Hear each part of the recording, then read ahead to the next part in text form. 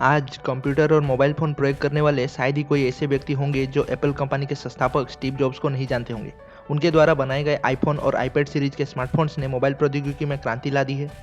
स्वयं को टेक्नोलॉजी में सिंप्लिसिटी और ईज ऑफ यूज जैसे सिद्धांतों के प्रति समर्पित करते हुए उन्होंने कंप्यूटर और मोबाइल जैसी जटिल टेक्नोलॉजी को आम लोगों में पहुंचा दिया है। लीक से हटकर सोचना तथा तकनीक को नए रूप से परिभाषित करना उनके प्रबल व्यक्तित्व की विशेषताएं थी। लेकिन स्वयं स्टीव जॉब्स के लिए उनकी ज़िंदगी कभी आसान नहीं रही। उनका प्रारंभिक जीवन काफ़ी भ्रम और उथल पुथल से भरा हुआ था तथा उस मुकाम पे जिस रूप में उन्हें हम जानते हैं, उन्हें वहां पहुंचने में काफ़ी कठिन रास्तों और समस्याओं का सामना भी करना पड़ा था।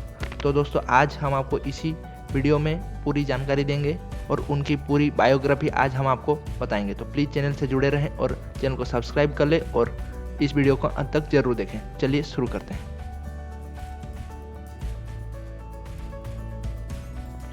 उनके जीवन की कहानी एक ऐसे व्यक्तित्व की कहानी है जिसने सदैव दुनिया को सबसे उत्कृष्ट तकनीक देने की कोशिश की है। स्टीव जॉब्स का जन्म 24 फरवरी 1955 में सैन फ्रांसिस्को, कैलिफोर्निया में हुआ था। उनका वास्तविक नाम स्टीवन पॉल जॉब्स था, जो उनकी गोद लेने वाले माता पिता क्लारा और पॉल जॉब्स से मिला था। दरअसल उनके वास्तविक माता पिता की आर्थिक स्थिति बहुत ही खराब थी। वे ये नहीं चाहते थे कि उनके बच्चे को भी अभाग्रस्त जिंदगी में जीना पड़े, इसीलिए उन्होंने स्टीव को एक ऐसे दंपति को सौंपने का फैसला किया था जो उनकी अच्छी परवरिश कर अच्छी शिक्षा दे सके। उनके पिता पॉल जॉब्स एक मशीनिस्ट थे, इसीलिए स्टीव का ज़्यादातर समय अपने पिता के इलेक्ट्रिकल वर्कशॉप में उनकी मदद करते हुए बीतता। यही वो माहौल था जिसने उन्हें चीज़ों को सही रूप में जोड़ नई चीज़ों को बनाना सिखाया। धीरे धीरे इलेक्ट्रॉनिक उनका शौक बन गया। बहुत छोटी उम्र में ही उनकी इस विषय पर अच्छी पकड़ बन गई थी। आगे चलकर यही विषय उनके व्यवसाय और कैरियर का मार्ग भी बना। माध्यमिक विद्यालय में वे अपनी शरारती कारनामों और भिन्न भिन्न प्रयोगों को करने के असामान्य कौशल के लिए प्रसिद्ध थे। प्राथमिक विद्यालय में 4 साल पढ़ने के बाद किसी कारणवश उनके माता पिता को दूसरे शहर लॉस ऑल्टो में शिफ्ट होना पड़ा। वहाँ उनका दाखिला होमस्टीड माध्यमिक विद्यालय में करा दिया गया। यही उनकी मुलाकात उसी विद्यालय में पढ़ रहे स्टीव वोजिनियाक से हुई, जो आगे चलकर एप्पल कंपनी में साझेदार भी बने। आश्चर्यजनक रूप से एप्पल कंपनी दोनों की ही गहरी रुचि इलेक्ट्रॉनिक में थी। उन दोनों को इस विषय में महारत हासिल थी। इस तरह वे एक अच्छे मित्र बन गए। हालांकि वोजिनियाक स्टीव से सीनियर तथा उम्र में बड़े थे, फिर भी समान विषय में रुचि होने कारण उन दोनों को कोई दिक्कत नहीं हुई। स्कूली शिक्षा पूर्ण करने के पश्चात स्टीव जॉब्स ने आगे की पढ़ाई जारी रखने के लिए रीड कॉलेज में अपना दाखिला करवा लिया, लेकिन उस कॉलेज की फीस काफ़ी महंगी थी कि उनके माता पिता के लिए उसे दे पाना संभव नहीं हो पा रहा था, और स्टीव जॉब्स को भी अपने माता पिता का पैसा यूं बर्बाद करना अच्छा नहीं लगा, इसलिए उन्होंने कॉलेज छोड़ दिया। हालांकि वह अब भी एक आधिकारिक छात्र के रूप में कुछ कक्षाओं में उपस्थित होते रहे, लेकिन सिर्फ उन्हीं कक्षाओं में जिनमें उपस्थित होने वे पसंद करते थे।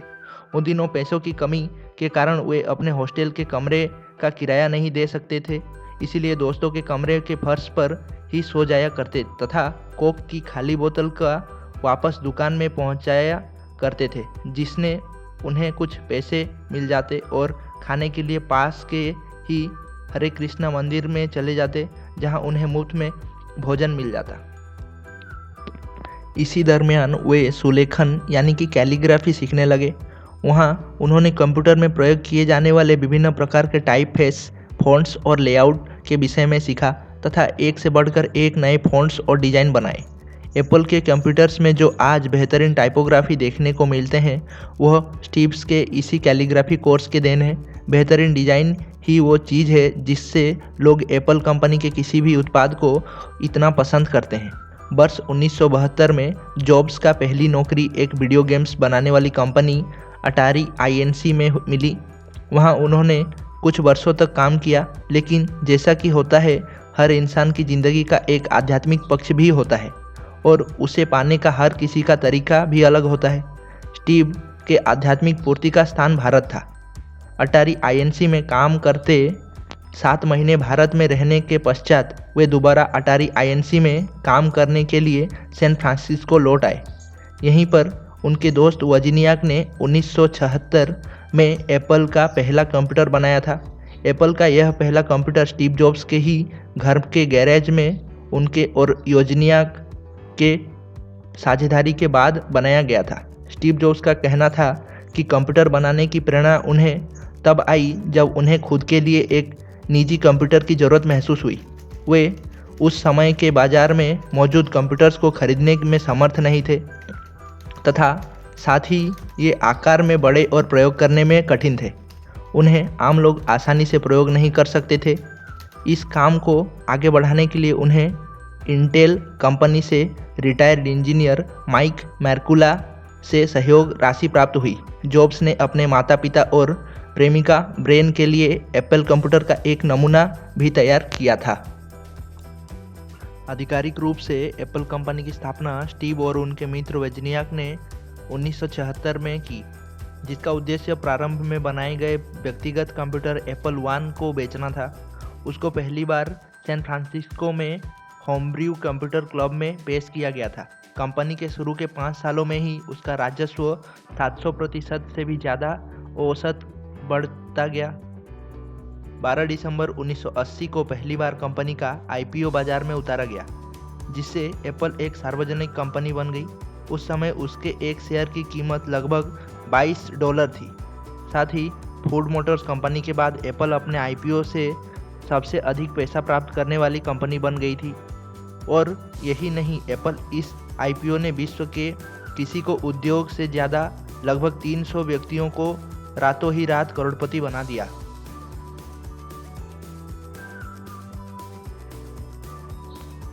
स्टीव जॉब्स 2003 में पैनक्रियाटिक कैंसर से ग्रसित हो गए। बीमारी का उपचार सही प्रकार से न होने के कारण उनकी मृत्यु 5 अक्टूबर 2011 को पालो अल्टो कैलिफोर्निया में स्थित उनके घर पर हुआ। उस दुखद अवसर पर माइक्रोसॉफ्ट और डिज्नी जैसी दिग्गज कंपनियां ने शोक के साथ साथ संपूर्ण अमेरिका के शोक मनाया गया। मृत्यु के वक्त उनकी आयु मात्र 56 वर्ष थी।